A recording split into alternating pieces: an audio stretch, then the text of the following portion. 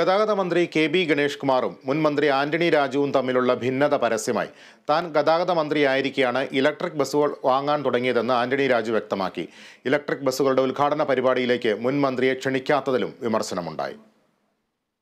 പുതുതായി വാങ്ങിയ double decker electric ബസ്സുകളുടെ ഉദ്ഘാടന പരിപാടിയിലേക്ക് ആന്റണി രാജുവിനെ ക്ഷണിച്ചിരുന്നില്ല.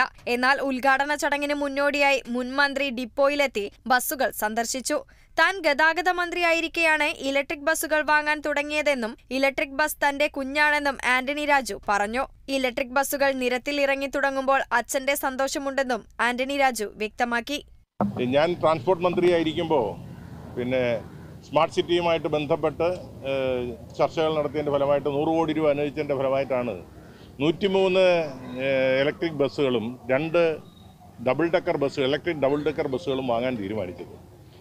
അപ്പോൾ ഞാനിതിലെ പോയപ്പോഴാണ് ഇപ്പോൾ ഇതിൻ്റെ ഈ 2 ബസ്സുകൾ ഇങ്ങനെ ഉദ്ഘാടനത്തിനായി ഫ്ലാഗ് ഓഫിനെ അവിടെ നിർത്തിയിരിക്കുന്നത് കണ്ടത്.